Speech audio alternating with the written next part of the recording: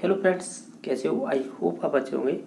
इस वीडियो के अंतर्गत हम देख रहे हैं ये एस्टेट का 2020 का क्वेश्चन पेपर है। इसमें किस प्रकार के क्वेश्चन पूछे गए हैं हम देखेंगे। ये सेट ए है और ये प्राइमरी का क्वेश्चन पेपर है, ठीक है, यानी 1 to 5 का। और इसमें जो 150 क्वेश्चन पूछे जाते हैं देखेंगे इसमें किस प्रकार के क्वेश्चन पूछे गए। शुरुआत होती है CDB से, तो इसमें किस प्रकार के क्वेश्चन बने वो देख लेते हैं। जैसा कि पहला क्वेश्चन कह रहा है, यदि पहले सीखा गया कोई कार्य है और नए सीखे जा रहे कार्य में अगर बाधा उत्पन्न करता है तो अधिगम का कौन सा हस्तांतरण होगा। जब भी पूर्व ज्ञान कोई सीखा है और वर्तमान ज्ञान में अगर वो बाधा उत्पन्न करे तो उसे हम बोलते हैं नकारात्मक स्थानांतरण, यानी नेगेटिव ट्रांसफर, ठीक है। तो इसका ऑप्शन नंबर 2 सही हो जाएगा। अगर बात करें ये लर्निंग ट्रांसफ़र की बात किसने की है, इसे लर्निंग ट्रांसफ़र बोलते हैं। इसकी बात किसने की है, तो इनकी बात की है आपके थॉर्नडाइक ने, ठीक है, ये ध्यान रखना है। यानी आप ऐसे कह सकते हैं इसे स्थानांतरण का भी सिद्धांत बोलते हैं, या हम ये कह सकते हैं कि ये समान तत्वों का सिद्धांत भी कहलाता है। इसे समान तत्वों का सिद्धांत इसलिए कहते हैं क्योंकि आपने जो पूर्व ज्ञान या कोई अनुभव किया है वैसी ही परिस्थिति आ जाए और उसी चीज़ को आप फॉलो करके यानी उसका वर्तमान में उपयोग कर सकते हैं, उसे ही बोलते हैं समान तत्वों का सिद्धांत। ये आपके थॉर्नडाइक ने दिया था और ये परीक्षा में बनता है कुछ नहीं इस प्रकार का, ठीक है। बाकी स्थानांतरण थ्योरी भी बोलते हैं इसे, ठीक है। और ये कितने प्रकार की होती है ये भी बता दूँ। देखो, इसका तो राइट आंसर हो गया था 2 नंबर ऑप्शन। तो जो पहला है ना, ये सकारात्मक भी प्रकार एक बताया था, इसमें नकारात्मक भी प्रकार बताया था, और आपका ये शून्य स्थानांतरण बोलते हैं ये भी बताया था। ये 3 प्रकार के होते हैं। अब ये सकारात्मक स्थानांतरण कौन होगा, किसे कहेंगे, आप ऐसे कह सकते हैं यानी जो भी आपने पूर्व में अनुभव किए हैं वो वर्तमान में अगर वो सीखने में सहायक है तो निश्चित तौर से वो आपके सकारात्मक स्थानांतरण हो जाएंगे, जैसे पॉजिटिव ट्रांसफर कहेंगे। और जैसे इसके एग्जाम्पल हो सकते हैं, जैसे आपने साइकिल चलाना सीखा होगा, अगर वो बाद में अगर स्कूटी चलाना आप सीख रहे हैं तो निश्चित तौर से उसमें क्या कर रहा है, अब ये कहते हैं सहायक होगा, ठीक है। यानी आपने साइकिल का अनुभव है मोटरसाइकिल में चेंज कर दिया है इस प्रकार का, ठीक है। जैसे आपने हिंदी भाषा का ज्ञान हो गया है, उसके बाद है वो संस्कृत सीखने में सहायक है, तो ये पॉजिटिव माने जाएंगे ट्रांसफर, ठीक है। नकारात्मक का एग्जाम्पल मान सकते हैं, एक तो ये हो जाएगा कि परिभाषा तो ये हो ही जाएगी, तो एग्जाम्पल हो सकते हैं इसके, जैसे कि हिंदी की गिनती सीखने में आपको अंग्रेजी गिनती बाधक बने सीखने में, या आप है ऐसे कह सकते हैं ऐसे इंग्लिश लैंग्वेज सीखी है आपने, ठीक है, सीख रखी है, या पूर्व अनुभव में जो भी आपकी सीखी हुई है अगर वो संस्कृत की भाषा सीखने में अगर बाधा उत्पन्न करे तो वो नकारात्मक का एग्जाम्पल हो जाएगा, ठीक है। जैसे कि लेफ्ट हैंड ड्राइविंग होती है और अगर उसे आपने पूर्व अनुभव कर लिया है यानी सीख चुके हैं, उसके बाद अगर वर्तमान में आप राइट हैंड ड्राइविंग करेंगे अगर उसमें बाधा कर रही है तो निश्चित तौर से ये नकारात्मक का एग्जाम्पल हो जाएगा। इसके बाद हम तीसरे प्रकार की देखते हैं शून्य स्थानांतरण। शून्य स्थानांतरण का मतलब होता है कि जो भी आपने पूर्व अनुभव किया है या सीखा है कुछ भी कौशल वगैरह, वो आपके वर्तमान ज्ञान पर कोई प्रभाव नहीं डालता है या कौशल पर अनुभव पर, तो निश्चित तौर से इसे जीरो ट्रांसफर बोल देंगे। इसका एग्जाम्पल हो जाएगा जैसे स्कूटी सीखने के बाद है कोई कार सीखे तो इसमें कोई भी प्रकार का बाधा उत्पन्न नहीं हो रही है। जैसे मैथ सीखने के बाद है आप खाना बनाने लग जाए तो इसका जो मैथ का अनुभव था और जो वर्तमान में आप खाना बना रहे हो तो इससे कोई भी लेना देना नहीं है, यानी इसमें कोई बाधा उत्पन्न नहीं हो रही है और ना ही इसमें सहायता मिल रही है। तो ये होता है शून्य स्थानांतरण, ठीक है। ये 3 प्रकार थे। अगर एक्स्ट्रा जानकारी और देना चाहूँ तो ये सकारात्मक है ना, इसके 3 प्रकार बताए थे। पहला था बाईलेटरल। बाईलेटरल ट्रांसफर का मतलब होता है द्विपार्श्व, यानी आप ऐसे कह सकते हैं इसे कह सकते हैं द्विपार्श्व में लिख दो यहाँ पे, जैसे कि ये तीनों प्रकार बता पाऊँ। ये 3 प्रकार का फिर सकारात्मक डिवाइड किया था, इसे द्विपार्श्व या बाईलेटरल बोलते हैं। इसका मतलब होता है जैसे कि ऐसे मान लीजिए कि कोई शरीर का दाहिने अंग है और उससे कोई आपने कौशल सीखा है और आप ऐसे कर सकते हैं उसका उपयोग है। अब अगर मान लीजिए कोई चोट लग जाए या किसी भी प्रकार से अब वो हाथ काम नहीं कर पाएगा तो निश्चित तौर से आप बाएं हाथ से काम कर लग जाए तो निश्चित तौर से ये हो जाता है कि जो आपने दाहिने हाथ से जो अनुभव या स्किल सीखा था अगर उससे काम नहीं हो पा रहा है तो अगर आप बाएं हाथ से कर पाएँ तो इसे द्विपार्श्व का बोलेंगे, ठीक है। यानी आप ऐसे ही मान सकते हैं कि अगर दाहिने हाथ में अगर चोट लगने पर बाएं हाथ से अगर हम लिखना सीख लें यानी सीखेंगे या लिखना स्टार्ट कर दें तो निश्चित तौर से वो आपके द्विपार्श्व में आ जाएगा, ठीक है। ये हो गया आपका एक प्रकार सकारात्मक का। दूसरा हो जाएगा इसका जैसे कि पार्श्विक बोलते हैं, ये तो द्विपार्श्विक था, एक होता है पार्श्विक। पार्श्विक को इंग्लिश में कहेंगे, इंग्लिश टर्म याद रखना, इसे बोलते हैं लेटरल या हॉरिजेंटल बोल सकते हैं, ठीक है, लेटरल या हॉरिजेंटल।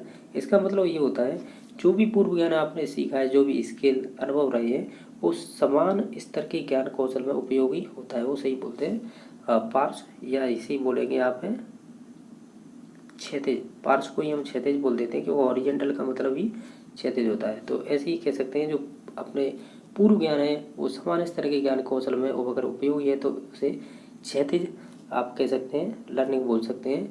जैसे कि इसके एग्जाम्पल हो जाएंगे, जैसे गणित में अगर आपने जोड़ना सीख लिया है, अगर उसका उपयोग आप घर में कर रहे हैं तो निश्चित तौर से वो पार्श्विक माना जाएगा।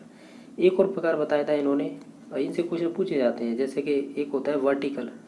अब वर्टिकल को हिंदी में कहते हैं ऊर्ध्वाधर मान सकते हैं, ठीक है, होता ही यही मानेंगे क्या, ऊर्ध्वाधर भी बोलेंगे या ऊर्ध्वाधर बोल लीजिएगा या इसे लंबवत बोल लीजिएगा, ये इंग्लिश में कहेंगे वर्टिकल ट्रांसफर। इसका क्या मतलब होता है, इसका मतलब होता है जो भी आपने पूर्व ज्ञान है कौशल सीखा है, वो उस आपका जो पूर्व ज्ञान है ना, अब वो आपके उच्च स्तरीय ज्ञान या कौशल सीखने में सहायक हो। जैसे आपने गुणा और घटाव सीख लिया है, तो इसके बाद अगर आप भाग करना सीख रहे हैं तो निश्चित तौर से वो उसमें क्या करेगा, उच्च स्तरीय कौशल में या ज्ञान में वृद्धि करेगा। जैसे आपने साइकिल सीखी चलाना और अगर आप स्कूटर सीख रहे हो चलाना, तो निश्चित तौर से जो आपके पूर्व अनुभव रहे हैं वो आपके स्कूटर सीखने में सहायता करेंगे, ठीक है। तो इस प्रकार ये सकारात्मक ट्रांसफर यानी जो पॉजिटिव ट्रांसफर है उसे 3 भागों में बांटा था, द्विपार्श्व, पार्श्व यानी पार्श्विक और आपके ऊर्ध्वाधर। द्विपार्श्व को बाइलेटरल बोलेंगे, पार्श्विक को आप हॉरिजेंटल बोल सकते हैं, और जो आपके ऊर्ध्वाधर है इसे आप बोलेंगे इंग्लिश में वर्टिकल ट्रांसफर, ठीक है। ये 3 प्रकार बताए थे, यानी वैसे तो 3 प्रकार ये थे ही मेन जो ये प्रकार थे, लेकिन इन सकारात्मक के भी 3 प्रकार बताए थे, इस प्रकार था, ठीक है। नेक्स्ट क्वेश्चन नंबर है, ये कह रहा है कि निम्नलिखित में से कौन सा फ्रायड की मनोलैंगिक विकास की अवस्था यानी विकास की एक अवस्था नहीं है इसमें से।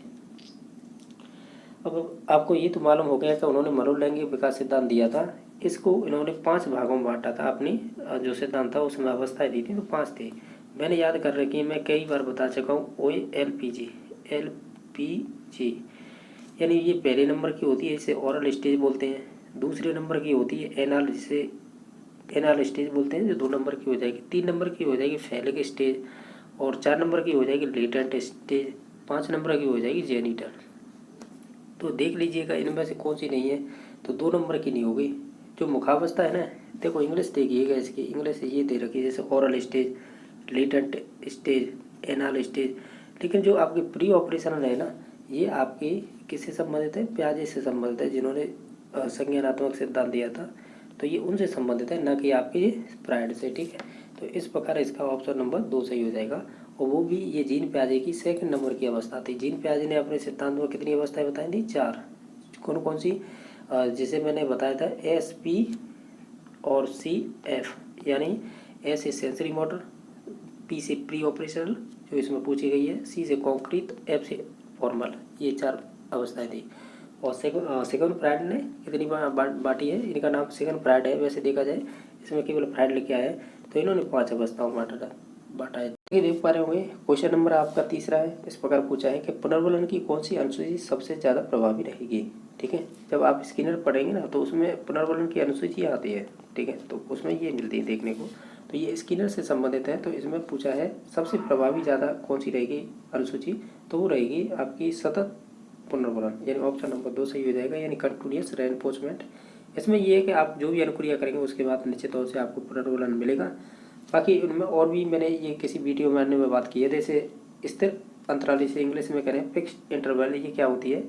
जैसे कि मैं एग्जांपल दिया था उस टाइम पे भी कि जो भी आपके गवर्नमेंट वर्कर होते हैं उन्हें सैलरी लास्ट मंथ में, यानी लास्ट मंथ मीन्स ये है कि महीने के लास्ट में मिलती है, तो निश्चित तौर से वो एक स्थिर अंतराल के बाद मिलती है, तो ये इसका एग्जाम्पल हो जाएगा। इसके अन्य भी हो सकते हैं। बाकी स्थिर अनुपात का मतलब कोई अनुपात फिक्स हो, जैसे कि मैंने कहा अगर आप मैथ के 3 सवाल करते हैं तो निश्चित तौर से आपको पुनर्वलन मिलेगा, जो भी पुनर्वलन में चीज़ें आती है वो मिलेंगी, ठीक है। तो यानी एक अनुपात के बारे में बात हो रही है कि आपको इतना कार्य करना ही होगा। चर अनुपात का मतलब वेरिएबल होता है, इसमें दिया भी जाता है नहीं भी दिया जाता है, यानी इसमें वेरिएबल होता रहता है, यानी बदलता रहता है, ठीक है। और बाकी सतत का मतलब तो लगातार दिया जाना चाहिए, इस प्रकार की बात होती है। तो ऑप्शन नंबर इसका 2 सही हो जाएगा। क्वेश्चन नंबर नेक्स्ट है, इसमें पूछा है आपसे कि यह तत्व की मछली उड़ नहीं सकती है और उल्लू तैर नहीं सकते हैं का निहितार्थ क्या है। यानी ये सेंस की बात हो रही है, तो ये किसके संदर्भ में हो रही है। जैसे उपयुक्त पुनर्वर्ण की कमी है, ऐसा तो कोई बात ही नहीं हो रही है। उनके अनुभव की कमी है, ऐसा भी नहीं है, क्योंकि इनके अनुभव क्या करेंगे, उल्लू तैरेगा थोड़ी। यानी ये एक आपको स्टेटमेंट दे के पूछ रहा है कि मछली उड़ नहीं सकती और उल्लू तैर नहीं सकता, तो ये अनुभव की कमी ऐसा कोई नहीं है, लॉजिक ऐसा हो भी नहीं सकता है। क्योंकि हमारी जैविकी जो भी चीज़ शरीर बना है ना, कुछ हमारी जो अनुक्रिया है वो फिक्स है, इससे ज़्यादा हम नहीं कर सकते। ठीक है, तो इस प्रकार का ये स्टेटमेंट है। ये कह रहा है कि इन जीवों की सुस्ती, तो ऐसा भी लॉजिक नहीं है। तो हम ये कहेंगे कि जो अधिगम पर जो जैविक सीमाओं का प्रभाव है, यानी हमारे कुछ बायोलॉजिकल कह सकते हैं सीमा है जिनसे हम ज़्यादा और कुछ नहीं कर सकते। जैसे मनुष्य है, वो हवाई जहाज से ज़्यादा तेज दौड़ सकता नहीं दौड़ सकता, क्योंकि वो लिमिटेशन है जैविक की। ठीक है, सीमाओं का प्रभाव रहता है इस वजह से। तो ऑप्शन नंबर 4 सही हो जाएगा इसका। क्वेश्चन नंबर नेक्स्ट है, शेपिंग की संकल्पना है या कॉन्सेप्ट है, ये किसने दिया था। तो ये स्किनर से ही संबंधित है। ये स्किनर से दूसरे नंबर का क्वेश्चन पूछा गया है अब तक। तो आप देख रहे होंगे, इससे पहले ये पूछा गया था वो अनुसूचियों से पुनर्वलन की, अब ये पूछा है। एक तो आपने नाम सुना होगा चेनिंग, एक होता है ये चेनिंग होती है, एक होती है शेपिंग। और शेपिंग ये आपके क्वेश्चन में पूछी गई है। तो ये शेपिंग और चेनिंग होती क्या चीज़ है।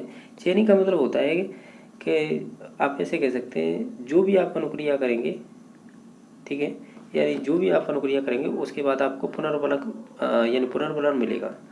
शेपिंग का मतलब ये है कि आपको जो आप लास्ट अनुक्रिया करेंगे ना, जो प्रभावी रहेगी, उसके बाद पुनर्वलन मिलेगा। इसका मतलब होगा अंतिम अनुक्रिया, उसके बाद पुनर्वलन। इसका मतलब जो भी अनुक्रिया करें, चाहे वो प्रथम हो, दूसरी, तीसरी हो, उस प्रत्येक में आपको पुनर्वलक मिले, ये होती है। ठीक है, तो ये किससे संबंधित है, तो ये स्किनर से संबंधित हो जाएगी। तो ऑप्शन नंबर 3 सही हो जाएगा। जैसा देख पा रहे होंगे, क्वेश्चन नंबर आपका नेक्स्ट है, जो है 6 नंबर। ये पूछा है इस प्रकार का, सेल्डन के अनुसार निम्नलिखित में से कौन सा है व्यक्तित्व का एक प्रकार नहीं है। तो आप है देखो 2021 का क्वेश्चन कराया था ना, उसमें पूछा था कि सेल्डन के द्वारा जो व्यक्तित्व का जो वर्गीकरण है, वो प्रकार है, वो किसके आधार पर दिया गया। यानी ये सिद्धांत है, सेल्डन का व्यक्तित्व का प्रकार है, वो किसके आधार पर दिया गया था। तो वो दिया गया था आपके प्रारूप विधि के आधार पर। ये ध्यान रख रहे हैं, ये क्वेश्चन बन चुका है 2021 में। और अब की बार क्या पूछा है कि इनमें जो प्रारूप विधि के आधार पर इन्होंने कितने प्रकार के बताए थे, 3 प्रकार के। तो वो 3 प्रकार में से इसमें से कौन सा नहीं है प्रकार, ये बताना है। ठीक है, तो मैंने जब क्वेश्चन करा था तब बताया था। एक तो एंडोमॉर्फिक होता है, दूसरा होता है मीजोमॉर्फिक, तीसरा होता है एक्टोमॉर्फिक। ठीक है, इनकी मैंने विशेषता ही बताई थी। जैसे एंडोमॉर्फिक वाले होते हैं ये सुडोलकाय गोलाकार शरीर के होते हैं। ठीक है, गोलाकार। और बाकी जो मीजो होते हैं ये संबंधित होते हैं, जैसे एथलेटिक्स हो गए, एथलेटिक वाले। और बाकी एक्टोमॉर्फिक होते हैं जो धूली पतले वाले होते हैं। ये सभी मैंने विशेषताएं भी बताई थी। बाकी एस्टोमॉर्फी इसकी बात नहीं की है, ये 3 प्रकार की बात की है, और इन्होंने प्रारूप विधि के आधार पर ये 3 प्रकार बताए थे। ठीक है, ध्यान रखना है। एक क्रेस्चमर का नाम भी आता है, आपने सुना हो तो। क्रेस्चनर बोलते हैं या क्रेस्चनर ही बोलते हैं शायद, क्रेस्चमर बोलते हैं, क्रेस्चमर। ठीक है, देखो प्रोनाउंसिएशन मुझ पर सही नहीं आ रहा, शायद यही क्रेस्चमर बोलते हैं कि क्रेस्चमर बोलते हैं। तो इन सेल्डन के ये गुरु रहे थे। इन्होंने 4 प्रकार से बांटे थे, यानी जो व्यक्तित्व वो 4 प्रकार से बांटा था। जिसमें देखो डिस्प्लास्टिक था, पिकनिक था, एस्थेनिक था, एथलेटिक था। ये 4 प्रकार इस क्रेचमर ने बांटे थे, क्योंकि ये सेल्डन के गुरु रहे हैं। और क्रेचमर के ये आप कह सकते हो सेल्डन कौन रहे हैं, शिष्य रहे हैं। ठीक है, तो इस हिसाब से इनके भी पूछे जाते हैं, तो ध्यान रखना है आपको। नेक्स्ट क्वेश्चन नंबर है, इनमें से बताइएगा कौन सी ये व्यक्तित्व मापन की मनोविश्लेषणात्मक विधि नहीं है। जब भी मनोविश्लेषण यानी इसे इंग्लिश में क्या कहेंगे, साइको एनालिटिकल मेथड बोलते हैं। जब भी इसकी बात होगी तो या तो सिगमंड फ्राइड आएगा, नहीं तो उनका शिष्य आएगा जुंग। ठीक है, इन दोनों के नाम आते हैं। तो हमें बताना है कि मनोविश्लेषणात्मक विधि कौन सी नहीं है। तो देखो, स्वप्न विश्लेषण विधि होती है, शब्द साचार विधि होती है, मुक्त साचार विधि होगी, साक्षात्कार नहीं होगी। जब आप प्रक्षेपी अप्रक्षेपी विधि पढ़ेंगे, तो अप्रक्षेपी विधि है ना, मैंने ये बताया भी है, अप्रक्षेपी विधि है, अप्रक्षेपी विधि है, वो 2 प्रकार की है। एक तो सब्जेक्टिविटी और एक है ऑब्जेक्टिविटी। तो सब्जेक्टिविटी का एक प्रकार है साक्षात्कार, जैसे आत्मकथा विधि, साक्षात्कार, केस स्टडी, प्रश्नावली, ये आती है सब्जेक्टिविटी में। ऑब्जेक्टिविटी में कौन सी आती हैं, जैसे वही दर्शन, निरीक्षण, समाजविधि, परिस्थिति परीक्षण, ठीक है, तो ये आती हैं। ये मैंने बताया था प्रकार में। और बाकी जो प्रक्षेपी होती है वो तो IBT हो गया, टेट हो गया, यानी IBT, टेट, CAT, और इसके अलावा ड्रॉ मेल परीक्षण हो जाएगा, खेल विधि हो जाएगी, खेल ड्रामा विधि, ये विभिन्न प्रकार की मैंने विधियाँ भी बताई थी कि ये आती है आपके प्रक्षेपी में। अप्रक्षेपी के 2 प्रकार होते हैं, जिसमें से आपकी जो सब्जेक्टिविटी होगी उसका एक प्रकार होता है साक्षात्कार, ठीक है। तो इसमें से कौन सा मनोविश्लेषणात्मक विधि नहीं है, तो वो हो जाएगी 2 number option. Question number next है, एक पूर्व सक्रियात्मक स्तर के बच्चे की वह प्रवृत्ति जिसमें वह किसी परिस्थिति के सिर्फ एक पहलू पर ही ध्यान देता है और अन्य पहलू की उपेक्षा करता है, तो ये प्याजी ने इसे क्या करता है। ये प्याजी से शायद कौन से नंबर का क्वेश्चन है, अभी तो चलो पहला ही पूछा गया है प्याजी से। तो देखो इसमें क्या हो सकता है राइट आंसर। देखो संरक्षण की बात करें तो ये तो मूर्त सक्रियात्मक की विशेषता हो जाएगी। केंद्रीकरण, यही राइट आंसर हो जाएगा। केंद्रीकरण को क्या कह रहे हैं, सेंट्रेशन कह रहे हैं, यानी इसका मतलब होता है बच्चा बस एक पहलू पर ही सोच पाता है, यानी आप कह सकते हैं कि वो इरिवर्सिबिलिटी उसके अंदर होती है, यानी आप ऐसे कह सकते हैं कि वो वन साइडेड सोच पा रहा है, उसके अंदर इरिवर्सिबिलिटी पाई जा रही है, यानी वो वन साइडेड ही सोच पा रहा है, इसका मतलब ये होता है, ठीक है, यानी एक पहलू पर सोच पाना। बाकी क्रमबद्धता, सीरिएशन, ये आपकी मूर्त सक्रियात्मक की विशेषता हो जाएगी। अनुकूलन है, ये तो एडेप्टेशन है, उन्होंने जीन प्याजे ने अपने सिद्धांत में बात कही है, उसकी भी बात करेंगे, क्योंकि अनुकूलन के अंदर ही एसिमिलेशन, एकोमोडेशन आते हैं, जिसे हम बोलते हैं जैसे कि एसिमिलेशन को कहते हैं आत्मीकरण, एकोमोडेशन को कहते हैं समायोजन। इनकी भी बात करेंगे आगे चल के जब क्वेश्चन आएगा। इसका राइट आंसर क्या हो जाएगा, केंद्रीकरण हो जाएगा, ठीक है, तो ऑप्शन नंबर 2 सही हो जाएगा। क्वेश्चन नंबर 9 है, इसमें पूछा निम्नलिखित में से कौन सी स्वलीनता युक्त बालक के शिक्षण की एक विधि है। तो देखो स्वलीनता, पहली बात देखो मैं बता दूंगा इसमें विधि कौन सी है। स्वलीनता शब्द किसने दिया था, ये पूछा गया था, तो ध्यान रखना है ये किसने दिया था, लियो केनर ने दिया था। ये क्वेश्चन ऑलरेडी पूछा हुआ है एस्टेट में, ठीक है, लियो केनर, ठीक है। ऑटिज्म होती क्या है, ऑटिज्म होती है ऐसे कह सकते हैं, ये आपकी नर्वस सिस्टम से संबंधित होती है, स्नायु मंडल से, ठीक है। और इसमें होता क्या है, बालक है यानी वो जो कम्युनिकेशन नहीं कर पाता है, अनुक्रिया बार बार करता रहता है, यानी एक ही चीज़ को बार बार दोहराता रहता है, ठीक है। और कह सकते हैं मानसिक रूप से भी मंदित पाए जाते हैं ये, ठीक है। तो इसमें से बताइए कौन सी है जो बालक के शिक्षण की एक विधि मानी जाएगी, वो हो जाएगी 1 नंबर ऑप्शन, जैसे बोलते हैं PECS, यानी पी से बनेगा पिक्चर, एक्स ई से बन जाएगा एक्सचेंज, सी से बन जाएगा आपका कम्युनिकेशन, और एस से बन जाएगा सिस्टम।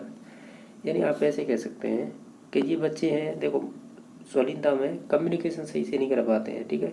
तो इन बच्चों के लिए ये विधि उपयुक्त इसलिए रहती है कि देखो कम्युनिकेशन तो कर नहीं पा रहे हैं, संप्रेषण, तो क्या होगा कि इन्हें चित्रों के माध्यम से संप्रेषण करवाया जाता है, यानी किसी चित्र को दिखाया जाएगा, उसे अंडरस्टैंडिंग करेगा, उसी के आधार पर वो अनुक्रिया करेगा, जिससे कि उसे समझा जा सके वो कहना क्या चाह रहा है, ठीक है। ये आपकी विधि मानी जाती है, तो ऑप्शन नंबर 1 सही हो जाएगा। बाकी ब्रेल, जैसे ब्रेल है, ये केवल इन ब्रेल पद्धति बोलते हैं, ये आपकी होती है दृष्टिबाधित बच्चों के लिए, जो देख नहीं सकते उनके लिए, उनसे संबंधित होती है। और जो टेलर फ्रेम है ना, वो दृष्टिबाधित बच्चों के लिए उपयोग किया जाता है, ये क्वेश्चन पूछ चुका है बोर्ड। यानी ये है कि इसमें आपने देखा होगा, ये मैथ में चलती है ये विधि, वैसे देखा जाए इसमें ऐसी डंडियाँ सी होती हैं, इनमें मोतियाँ होते हैं, तो इन्हें क्या बच्चे ये देख तो सकते नहीं है, लेकिन इसे अपने हाथों से महसूस कर करके इसमें कितनी कह सकते हैं बिंदियाँ हैं, यानी जो माला होती है ना उसमें मोती होते हैं, उस प्रकार की होती हैं, तो बच्चे इसे गिन के बता देते हैं, ये इकाई हो गई, ये दहाई, ये सैकड़ा, ये हज़ार, तो इस हिसाब से इसे टच करते हुए बता देते हैं कि, यानी ये गणित में उपयोग की जाती है कि संख्या कितनी है, ये वगैरह वगैरह जोड़ घटाई में इन्हीं में उपयोग किया जाता है इसका। तो ये दृष्टिबाधित से संबंधित हो जाएगी ब्रेल और आपकी टेलर फ्रेम। वैसे ब्रेल है, ब्रेल के द्वारा ही ब्रेल पद्धति दी गई थी, तो ये हो जाएगा इससे संबंधित। इसका राइट आंसर 1 नंबर ऑप्शन था, ठीक है। अब लगे हाथ है, आप एक चीज़ और ध्यान रख लीजिएगा, ऑटिज्म हमने पढ़ लिया है जिसे स्वलीनता कहते हैं, एक क्वेश्चन और आएगा अधिगम अक्षमता, इनसे भी बहुत क्वेश्चन पूछा जाता है, तो आप बताइएगा अधिगम अक्षमता, इसे लर्निंग डिसेबिलिटी बोलते हैं, तो ये किसने दी थी? तो ये दी थी आपके ये दी थी, किसने दी थी? सैमुअल क्रिक ने दी थी। ठीक है, ध्यान रखना, ये भी क्वेश्चन पूछा हुआ है। जो भी जेबीटी की परीक्षा देने जा रहे हो ना, निश्चित तौर से यहीं से क्वेश्चन मिलेंगे आपको। जो भी 20 क्वेश्चन आएंगे ना वहाँ पे इन्हीं से देखने को मिलेंगे। क्वेश्चन नंबर नेक्स्ट है, निम्नलिखित में से क्या प्राथमिक पुनर्वलक के रूप में प्रयोग हो सकता है? प्राथमिक पुनर्वलक वो होते हैं, यानी इंग्लिश में क्या कहेंगे इसे? प्राइमरी रेनफोर्सर बोलेंगे। यानी उन्हें कहते हैं जो हमारे जैविक जीवन से संबंधित होते हैं, यानी जैसे भूख, प्यास, शेल्टर, ठीक है, भूख प्यास ये सभी चीज़ें आ जाती हैं। भूख प्यास हो गई, आराम हो गया, और अन्य भी चीज़ें हो सकती हैं। तो इससे संबंधित कोई चीज़ होनी चाहिए। जैसे प्रशंसा है, ये तो बाह्य होती है, तो इससे कोई मतलब नहीं है। एक बिस्कुट या बिस्किट ये हो सकती है, क्योंकि ये हमारी जैविक की भोजन से संबंधित है इस वजह से। बाकी बहुत अच्छा कहना तो ये बाह्य हो जाएगी, न कि ये जैविक की। ठीक है, तो ऑप्शन नंबर 2 सही हो जाएगा। इसका लॉजिक आप अपने हिसाब से भी लगा सकते थे। क्वेश्चन नंबर नेक्स्ट है, डिस्ग्राफिया एक प्रकार का क्या है? तो अभी मैंने बताया था। देखो, वैसे लेखन संबंधी डिसेबिलिटी होती है, यानी बच्चा शुद्ध रूप से लिख नहीं पाता। जैसे आप उसे कहो बी लिखे तो बी नहीं लिखेगा, उसे उल्टी डी लिख दे। उसे कहिए आप 9 लिखिए, वो 9 ना लिखे तो उसे उल्टी 6 लगे, यानी 6 लिख दे। तो इस प्रकार है ये लेखन संबंधी डिसेबिलिटी होती है ना ये बच्चों में, तो उसे बोलते हैं डिस्ग्राफिया। लेकिन इसमें लेखन संबंधी कोई ऑप्शन नहीं है। इसमें एक 4 नंबर ऑप्शन दे रखा है, इसे अधिगम अक्षमता कहेंगे, यानी लर्निंग डिसेबिलिटी कहेंगे इसे। ठीक है, तो ये संबंधित अभी मैंने बताया था ये किससे संबंधित है? सैमुअल क्रिक ने दी थी ये learning disability.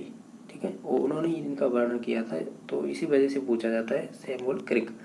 Next question number है कि निम्नलिखित में से किसने सर्वप्रथम नैतिक विकास का सिद्धांत दिया था? देखो, इसका लॉजिक बताता हूँ। ये दिया था आपके पियाजे ने। अब कब दिया था? देखो, जीन पियाजे स्विट्जरलैंड के रहने वाले थे। 1928 में इन्होंने वैज्ञानिक रूप से नैतिक विकास सिद्धांत, जैसे इनके 2 सिद्धांत चलते हैं। एक तो नैतिक विकास ये हो ही गया, शुरुआत की थी इन्होंने। एक चलता है संज्ञानात्मक विकास सिद्धांत। संज्ञानात्मक विकास सिद्धांत तो दिया न था ना, उससे पहले ये दिया था आपने नैतिक विकास सिद्धांत। इन्होंने इन्हें 2 अवस्था में बांटा था। मैंने ये बता दिया, पूरा नहीं आता है। 1928 में इन्होंने वैज्ञानिक रूप से इसकी शुरुआत की थी। 1932 में इनकी एक बुक आती है, मॉरल जजमेंट के नाम से आती है, और वो पूछी गई परीक्षा में बहुत बार।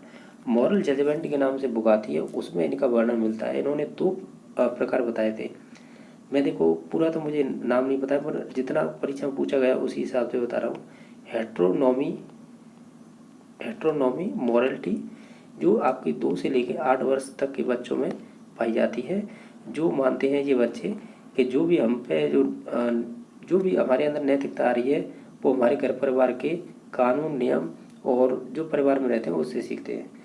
इन्होंने फिर दूसरी एक अवस्था बताई थी, ये संबंधित थी आपकी बाल्यावस्था से। ये क्वेश्चन पूछा जाता है। ठीक है, ये किस उम्र में कौन सी अवस्था दी थी उस हिसाब से। दूसरी थी आपकी, जिसे बोलते हैं ऑटोनॉमस मोरलिटी, ऑटोनॉमी बोलेंगे इसे। ठीक है, ऑटोनॉमी मोरलिटी होती है, या स्वायत्ता बोलते हैं इसे।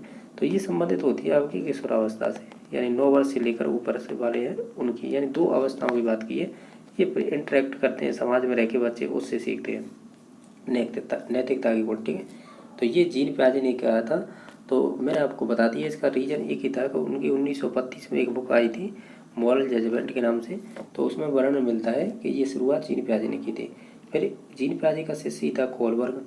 तो कोहलबर्ग ने फिर बाकी उस सिद्धांत को स्पेशल नाम दिया था, आपको ध्यान होगा क्या दिया था? मॉरल डेवलपमेंट थ्योरी, यानी पियाजे के ही सिद्धांत को आगे बढ़ाया था इसने। ठीक है, ये कोहलबर्ग का शिष्य था, किसका? पियाजे का। और कोहलबर्ग की शिष्या थी आपकी गिलिगन। इन्होंने विरोध किया था इनका। अब देखो, एक लॉजिक ये सुनना कि इन्होंने जो कोहलबर्ग थे ना, इन्होंने 3 तो लेवल बताए थे, और इनकी प्रत्येक लेवल की जो 3 लेवल थे ना, प्रत्येक की 2-2 अवस्थाएं बताई थी। तो यानी 6 स्टेज 3 लेवल थे। हर लेवल है अपने हिसाब से, इसमें नैतिकता के गुण आते हैं बच्चों में, तो वो भी चीज़ें वर्णन है। गिलिगन ने इसलिए विरोध किया था कोहलबर्ग के सिद्धांत का।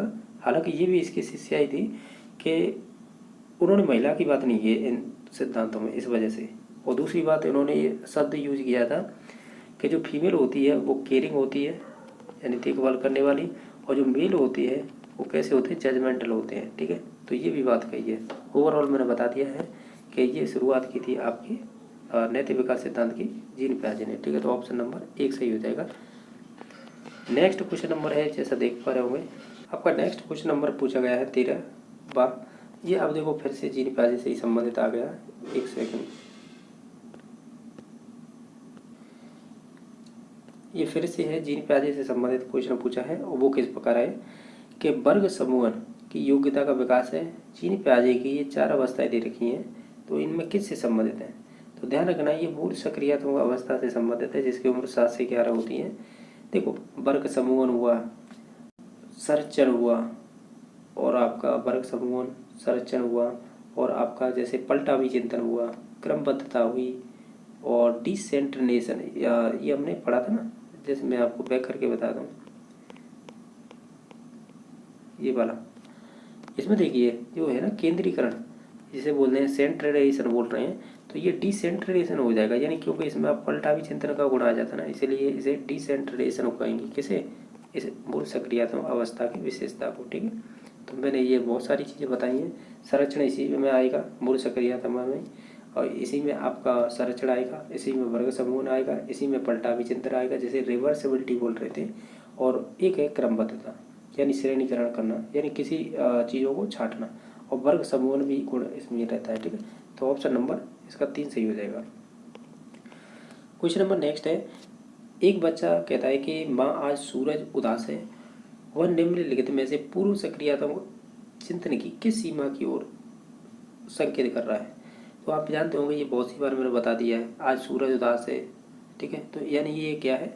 एनिज्म कहलाता है, यानी जीवा या निर्जीव चीज़ों में भी वो सजीव गुण देखता है, और ये आपकी पूर्व सक्रियात्मक अवस्था की विशेषता है, यानी जो प्री ऑपरेशनल स्टेज होती है 2 से 7 उम्र मानी जाती है, तो उसकी एक विशेषता है। बाकी ईगोसेंट्रिज्म का मतलब होता है कि अपने नज़रिए को बच्चा है सही मानता है, बाकी दूसरे से कोई मतलब नहीं है उसे। और बाकी आदर्शवाद है, ये तो फिर किशोरावस्था से संबंधित है। प्रकृतिवाद है, ये कोई लेना देना नहीं है इनसे। चलो नेक्स्ट देख लेते हैं। फिर से जीन पियाजे आ गए हैं। इसके देखो अब 1, 2 और 3, यानी 3 से 4 क्वेश्चन आप तक पूछ लिए। जैसे क्वेश्चन नंबर नेक्स्ट है, पियाजे द्वारा दिए गए संज्ञानात्मक विकास सिद्धांत के अनुसार निम्नांकित में से किस प्रक्रिया में बच्चे अपनी स्कीमा में संशोधन या नई स्कीमा का निर्माण करते हैं? देखो जीन पियाजे ने अपने सिद्धांत को 4 अवस्था में बांटा। ये तो आपको मालूम हुआ, SPCF, यानी जिसे बोलते हैं sensory motor stage, pre operational, concrete और फॉर्मल।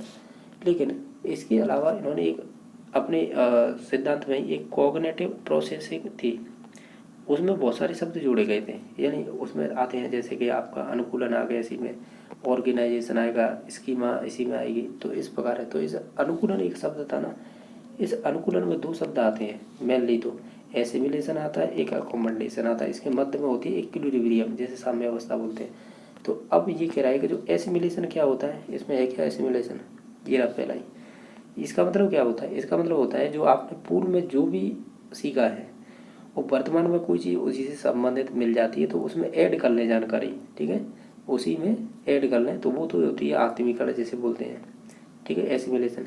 लेकिन जो आपने पूर्व में जो भी चीज़ सीखी है ना, ठीक है, कोई भी चीज़ सीखी हो, वो वर्तमान में, यानी जो आपने पूर्व में जो कोई चीज़ सीखी है वो वर्तमान में आप उसमें परिवर्तन कर दें, या मॉडिफाई कर दें, या मॉडिफिकेशन कर दें, चेंज कर दें, या परिशोधन कर दें, या उसे बदल ही दें। इस प्रकार का जो भी कथन आएगा ना, इसमें यही तो पूछ रहा था, क्या कह रहा था कि प्रक्रिया में बच्चे अपनी स्कीमा में क्या कर दें, संशोधन कर दें, या नया स्कीमा का निर्माण कर दें, तो इसे कहेंगे फिर एकोमोडेशन, या जिसे समझने कहेंगे। और ये कुछ ऐसे कीवर्ड होते हैं जिनके आधार पर आप डायरेक्टली आंसर लगा सकते हैं। ठीक है, पूर्व ज्ञान है, वर्तमान ज्ञान में अगर कोई चीज़ें जोड़ रहे हैं, केवल ऐड कर रहे हैं, तब तो होगा आपका एसिमिलेशन। अगर उसे परिवर्तित कर रहे हैं, या नई बना रहे हैं, या संशोधित कर रहे हैं, तो इसका राइट आंसर होगा एकोमोडेशन। ठीक है, जो है 16 नंबर का क्वेश्चन, ये अच्छा क्वेश्चन पूछा था कि वाइगोत्स्की के अनुसार एक बच्चा है जिन कार्यों को अपने से दक्ष व्यक्ति की सहायता से पूरा कर सकता है, तो उसकी ऊपरी सीमा क्या कहलाएगी, या ऊपरी सीमा क्या कहते हैं? उसे बोलते हैं संभावित विकास का स्तर, और इसे बोलेंगे level of the potential development. यानी इसे ऐसे कहेंगे, मैं इसे समझाना चाहूँ तो कैसे समझा सकता हूँ? देखो, हालांकि इसमें ZBD भी दिया है। देखो, ये कोई व्यक्ति है, इस पर 50% किसी की नॉलेज है, और वो 100% या 80% करना चाह रहा है, तो फिर वो किसी न किसी की तो सहायता लेगा। और इसी के आधार पर इसे कहते हैं क्या। अब देखिएगा, ये कोई लड़का था, अब इसे एक सहायता चाहिएगा, यानी जो सहायता करेगा ना वो कोई भी हो सकता है, उसके घर परिवार का या टीचर, यानी उससे मोर नॉलेज वाला होना चाहिए, जिसे ही हम कहेंगे MKO, यानी मोर नॉलेज अदर। ठीक है, और जो ये प्रोसेस हो रही है ना, इसे ही बोलते हैं हम स्कैफोल्डिंग, जिसे मचान कहते हैं, स्कैफोल्डिंग बोल लीजिएगा। ठीक है, और ठीक है, ये हो गई। ये जो क्षेत्र था ना, कौन सा वाला, ये वाला जो स्कैफोल्डिंग की प्रोसेस हो रही है, इसे बोलते हैं ZPD। और ये A था, और ये को B कोई क्षेत्र है। ठीक है, अब सुनना क्वेश्चन कहाँ से पूछा है, ये अच्छा क्वेश्चन बहुत पूछा है उसने, कि जे हम वास्तव में कोई भी था, इसे 50% आ रहा था, उसने सहायता ली, तो वो सहायता ली है जिससे वो MKO हो गया, और जो प्रोसेस में टाइम लग रहा है, उसे सीखने में जो हेल्प मिल रही है, उस प्रोसेस को कह रहे हैं स्कैफोल्डिंग। और इस पूरे क्षेत्र को कहाँ से कहाँ तक, ये वाला है ना, ये वाला, इसे कह रहे हैं ZPD। और ZPD को क्या कहते हैं, समीपस्थ विकास का क्षेत्र। अब क्या कह रहा है क्वेश्चन कि हमें तो उसकी ऊपरी सीमा बताइएगा, यानी उसकी ऊपरी सीमा क्या होगी, या ऊपरी सीमा का मतलब ये तरह से ये समझिए, अथाह है ज्ञान। इस पे तो बहुत कम ही पहुँच पाते हैं, क्योंकि कोई भी है नॉलेज जो दे रहा है वो उसे, ये जो नॉलेज दे रहा है, और जो आपका लड़का या कोई भी था यहाँ पे जो ले रहा है, इस क्षेत्र को हम ZPD कह रहे थे, ये समीपस्थ विकास का क्षेत्र है। यानी आप ये कह रहे थे कि जो भी ये सहायता कर रहा है उसे स्कैफोल्डिंग कह रहे थे, तो इस प्रोसेस को हम ZPD कहते हैं। तो ये तो एक लिमिट है, अगर इससे भी अथाह यानी इससे अलावा और नॉलेज चाहिए, उसे ऊपरी सीमा कह रहे हैं, तो फिर वो हो जाएगी संभावित विकास क्षेत्र हो जाएगा। ठीक है, ये क्वेश्चन बहुत अच्छा था, जब आप थ्योरी पढ़ेंगे ना तभी समझ में आएगा, और अदरवाइज से हम ZPD पढ़ते हैं। और उसके अलावा जो SCL की बात कही है, सोशल, कल्चर, लैंग्वेज, और उन्होंने 3 प्रकार के लैंग्वेज की बात की है, बच्चे सीखते हैं। एक तो सोशल होती है, एक प्राइवेट स्पीच होती है, और एक होती है इनर स्पीच। तो इन चीज़ों को हम ज़्यादा पढ़ते हैं। और एक भाषा के बारे में भी कहा है कि भाषा पर कल्चर का प्रभाव पड़ता है। ठीक है, उस प्रकार की बात। इसका राइट आंसर नंबर का क्वेश्चन पूछा है, जैसा देख पा रहा हूँ मैं। इसमें ये कह रहा था क्वेश्चन, क्या कह रहा है कि निम्नलिखित में से कौन सा या कौन से पद का तात्पर्य है कि विद्यार्थी के सही उत्तर की संभावना को बढ़ाने वाले संकेत है, या बढ़ाने वाले संकेतों से है। इसे देखो, मानसिक उद्दीलन का मतलब, तो ये आपकी साइंस में विधि चलती है, ब्रेन स्टॉर्मिंग विधि। इसमें समस्या दी जाती है, तो बच्चा है उसके विभिन्न तरीके ढूंढ के लाता है, यानी इसमें आपका मानसिक विकास होता है। सलाह एडवाइस की बात की जाए या सजेशन, तो ये तो कोई लॉजिक नहीं है, इसमें से प्रॉम्प्ट हो जाएगा। हालांकि प्रॉम्प्ट है ये आपकी यूज की जाती है कंप्यूटर वगैरह में उनमें, लेकिन यहाँ प्रॉम्प्ट का अर्थ निकाला जाता है जो भी आप अनुक्रिया कर रहे हैं उसमें पॉजिटिविटी होती है, यानी उसकी संभावना बढ़ा देता है किसी कार्य करने की, ये एक संकेत होता है। तो इस ऑप्शन नंबर B सही कहेंगे, यानी B ही सही हो जाएगा इसका। ठीक है, और अच्छा क्वेश्चन था ये। क्वेश्चन नंबर आपका 18वां है। इसमें क्या पूछा है कि मॉडलिंग आधारित है, तो मॉडलिंग का मतलब है आपके ये सामाजिक,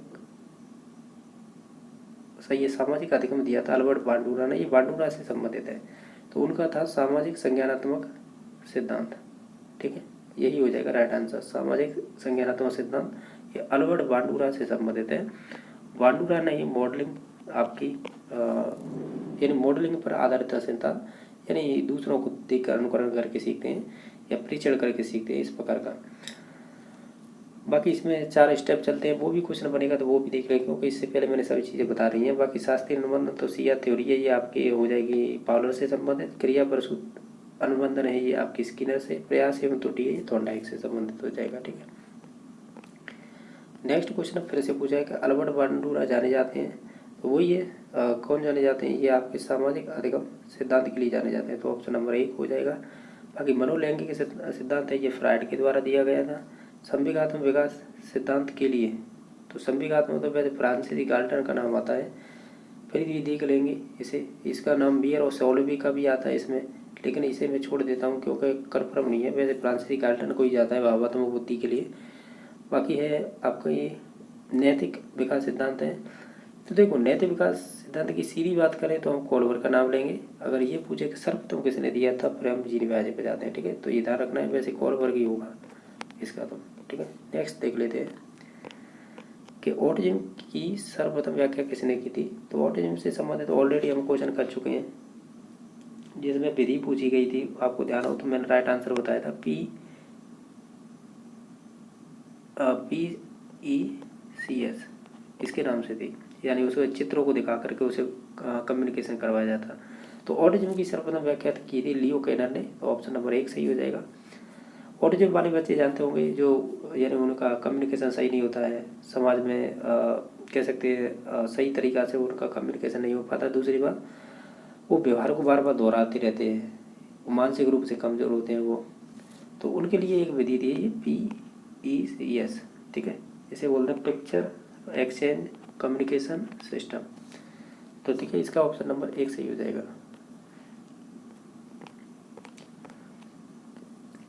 क्वेश्चन नंबर नेक्स्ट है कि इनमें से बताइएगा निरीक्षणात्मक अधिगम का एक तत्व नहीं है। जो निरीक्षणात्मक है ना, ये ऑब्जर्वेशन बोलते हैं, और ऑब्जर्वेशन लर्निंग की बात होती है ना, वही आ जाता है कि सामाजिक संज्ञानात्मक विकास सिद्धांत। ये आपके अल्बर्ट बांडुरा से संबंधित है, अल्बर्ट बांडुरा, ठीक है। तो इसमें 4 स्टेप बताए थे कि बच्चा पहले अटेंशन करेगा, ध्यान देगा, फिर उसे पुनः ग्रहण करेगा यानी रिटेंशन, फिर उसे क्या करेगा रिप्रोडक्शन या प्रोडक्शन बोल सकते हैं, ये होगा। लेकिन तैयारी वगैरह से कोई संबंध नहीं था, यहाँ पर मोटिवेशन आता है न कि तैयारी, ठीक है। ये 4 स्टेप थे, 3 तो ये है, चौथा ये है। तो ये अल्बर्ट बांडुरा से संबंधित है, यानी उन्होंने 4 आधार बताए सीखने के, वो 4 आधार ही है।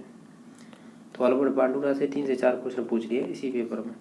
क्वेश्चन नंबर नेक्स्ट है, इसमें कह रहा है कि जो आपका ब्रोफेन ब्रेनर है, जो जैव पारिस्थितिकी मॉडल दिया था के अनुसार बच्चे के माता पिता, उसके भाई और बहन आदि किसके उदाहरण हो गए। तो ये उन्होंने 5 प्रकार बताए थे। पहला था सूक्ष्म, तो यही राइट आंसर हो जाएगा, यानी उसके घर के आसपास जो भी रहते हैं वो सूक्ष्म में आएंगे। सूक्ष्म के बाद आते हैं आपके जैसे माइक्रो, फिर उसके बाद आता है मीजो, ठीक है। मीजो के बाद आता है एक्सो, फिर आता है एक्सो के बाद है मैक्रो, मैक्रो के बाद आता है क्रोनो। यही क्रम होता है, यानी माइक्रो पहला, फिर माइक्रो, फिर मीजो, फिर एक्सो, फिर उसके बाद मैक्रो, फिर उसके बाद क्रोनो। अब देखो इसमें देखो माइक्रो दे रखा है और इसमें मीजो नहीं दे रखा है, फिर मीजो के बाद एक्सो है वो दे रखा है, फिर आपका मैक्रो भी दे रखा है 4 नंबर, और फिर लास्ट का 5 नंबर वो भी दे रखा है। यानी उन्होंने 5 स्टेजें बताई थी, ठीक है। इन्होंने क्या है कि एक गोल राउंड बना के समझाई थी ये सभी अवस्थाएं। तो मैं आपको कुछ जानकारी है जो परीक्षा में पूछी गई है वो नहीं बता देता हूँ। जैसे कि उसके घर परिवार है तो इस क्षेत्र में आएंगे, जैसे माइक्रो कहेंगे, और जो पड़ोसी वगैरह है, टीचर से रिलेशन वगैरह, फिर वो आ जाएंगे आपके मीजो में, ठीक है। समाज वगैरह है, कानून वगैरह है, उनके मूल्यों को जानना, फिर इसमें आ जाएंगे एक्सो में। ध्यान रखना लास्ट का ये है ना का क्रोनो, ये इंपॉर्टेंट है, इसमें तलाक और होना, एक्सीडेंट होना, ये इस प्रकार की घटनाएं आती है। तो ओवरऑल आप देख लेना, इसे जैव पारिस्थितिकी मॉडल बोलते हैं, और अच्छा क्वेश्चन पूछा है इसने, तो इसका ऑप्शन नंबर 1 सही हो जाएगा। इसमें बताना है आपको कि ब्रूनर की संज्ञानात्मक विकास सिद्धांत की कौन सी अवस्था इसमें से नहीं है। जब हम अभी क्वेश्चन कर रहे थे ना, जिसमें हम इसके फोल्डिंग का नाम ले रहे थे, तो इसके फोल्डिंग है ना, ये इसके फोल्डिंग है, ये आपकी इसी ने दी थी जेन और ब्रूनर ने, लेकिन इसी को ज़्यादा प्रयोग किए थे आपके वाइगोस्किन ने। तो इनमें से कौन सी अवस्था नहीं है, तो देखो इनमें मैंने एक दिन पढ़ाया था आपको, ये तीनों अवस्थाएं बताई थी। इनएक्टिव होती है, आइकॉनिक होती है, सिंबॉलिक होती है, लेकिन जो इसमें लिख रहा है ना एसिडिक, ये नहीं होती है, एक्रिलिक, ये वाली अवस्था नहीं होती है, ठीक है। तो इसका ऑप्शन नंबर 1 सही हो जाएगा। और मैंने बताया था कि जो आपकी इनएक्टिव होती है, ये आपकी जो भी काम क्रिया होती है उनके द्वारा सीखते हैं। आइकॉनिक में आपकी कह सकते हैं आइकॉनिक में संकेत के द्वारा, ठीक है। और बाकी जो सिंबॉलिक है इसमें भाषा और शब्दों के द्वारा, ये भी चीज़ें बताई थी मैंने, ठीक है। नेक्स्ट है, इसमें एक ध्यान रखना, जेन और ब्रूनर का खोज पागम पूछा जाता है, वो भी अच्छा क्वेश्चन बना लेते हैं उसमें। नेक्स्ट क्वेश्चन नंबर है, मियर एवं सेलावा के अनुसार निम्नलिखित में से कौन सी प्रक्रिया है भावात्मक बुद्धि के संप्रत्यय से में शामिल नहीं की गई है। इन्होंने 4 स्टेप बताए थे, इन्होंने सिद्धांत दिया था 1990 में, तो इन्होंने 4 स्टेप बताए थे कि ये हमारी भावात्मक बुद्धि के संप्रत्यय हैं, इनके आधार पर हमें क्या है सीखते हैं। और ये 4 स्टेप इन्होंने बताए थे, जैसे कि हमें अंडरस्टैंडिंग होनी चाहिए सही, उनका परसेप्शन भी बढ़िया होना चाहिए, उनका मैनेजमेंट करना भी आना चाहिए। पर लास्ट में जो रचना है ना, ये नहीं थी, इसकी जगह उन्होंने यूज किया था यूज किया था USE, यूज, यानी आप किस प्रकार उपयोग कर पाएंगे, तो उस हिसाब से लेकिन रचना की बात नहीं की है। ठीक है, तो इसका ऑप्शन नंबर 4 सही हो जाएगा। क्वेश्चन नंबर नेक्स्ट है कि सुल्तान पर किया गया कोरल का अनुसंधान अधिगम के किस सैद्धांतिक दृष्टि की पुष्टि करता है? तो वो आपका इंसाइट लर्निंग की बात करता है। ठीक है, तो ऑप्शन नंबर 1 सही हो जाएगा। बाकी गुप्त अधिगम या लेटेंट लर्निंग की बात करता है टोलमैन। ठीक है, स्थान अधिगम देखो कार्यक्रम नहीं पता है, मॉडलिंग की तो पता है, बांडूरा बात करता है। ठीक है, तो इस प्रकार इसका ऑप्शन नंबर 1 हो जाएगा। अंतर्दृष्टि, इसे समग्रवादी, सूझबूझ, पूर्णाकार, मैंने आपके 8 से 9 इसके उपनाम बताए थे, आपको ध्यान होगा, ट्रिक मैंने बताई थी, और जिन्हें याद है तो अच्छी बात है। आप GTV देखिएगा, वो भी SSSP, ये आपके उपनाम है इसके इतने सारे, जैसे अवयववादी और पूर्णाकार, गेस्टल्टवादी, तात्कालिक क्रिया का सिद्धांत, और आपका बी का मुझे ध्यान नहीं है, इसे कह सकते हैं समग्रवादी, सूझबूझ कह सकते हैं एक ऐसे। ठीक है, और पी से हो जाएगा निकटता का। क्वेश्चन नंबर नेक्स्ट है 26 नंबर।